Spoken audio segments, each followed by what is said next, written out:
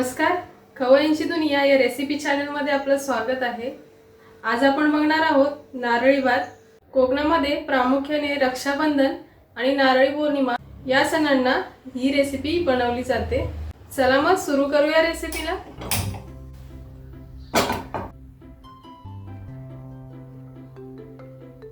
सर्वात आधी 2 चमचे तूप गरम करून घेणार आहे आणि मग त्याच्यामध्ये काजू फ्राय करून घ्यायचे।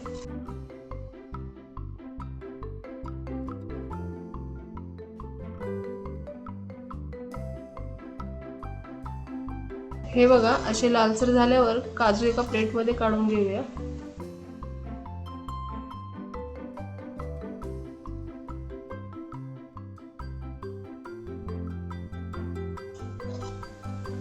आणि या ज्या 2 लवंगा घेतलेल्या आहेत त्या पॅन मध्ये टाकून थोडा गरम करून घ्यायचे। लवंग गरम झाल्यावर त्याच्यामध्ये मी हा 1 वाटी तांदूळ धुवून घेतलेला आहे तो परतून घेणार आहे। आणि हो, इथे मी आंबे मोहर तांदूळ वापरलेला आहे, त्याने भाताला चव खूप छान येते। तुमच्याकडे आंबे मोहर नसेल तर तुम्ही दुसरा कोणताही तांदूळ वापरू शकता। तांदूळ व्यवस्थित परतलेत। आता त्याच्यामध्ये किसलेल्या नारळाचं दूध मी 1 ग्लास काढून घेतलं होतं, ते आता याच्यामध्ये मिक्स करूया।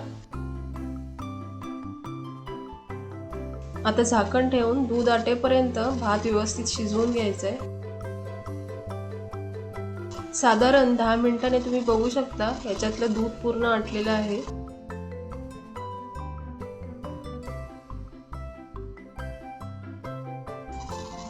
हा भात अर्धा कच्चा असतानाच त्याच्यामध्ये 1 वाटी गूळ मिक्स करून घ्यायचा आहे।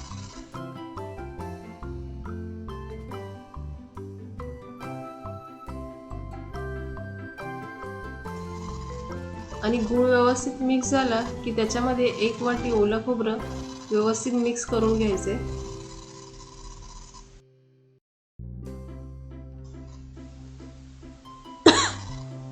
मगाशी तळून घेतलेले काजू आता याच्यामध्ये मिक्स करूया।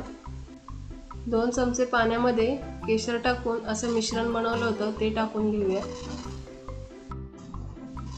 आणि 1 चमचा वेलची पूड, हे सर्व व्यवस्थित मिक्स करायचे। केशर टाकल्याने नारळी भाताला रंग पण वेगळा येतो आणि चवही छान लागते। आणि चवीनुसार मीठ टाकायचे। हे सर्व एकजीव झालं की त्याच्यावर झाकण ठेवून 1 वाफ काढून घ्यायची। हे बघा, आपला नारळी भात तयार आहे। मस्त असा सुगंध सुटलेला आहे। आता याला आपण सर्व करून घेऊया आणि असं गार्निशिंग करून घेऊया। नारळी भाताची ही रेसिपी तुम्हाला कशी वाटली ते नक्की कमेंट बॉक्स मध्ये सांगा। रेसिपी आवडली असेल तर व्हिडिओला लाईक करा, चॅनलला सबस्क्राइब करा। घरच्या घरी बनवा, सहपरिवार खा आणि आनंदी राहा।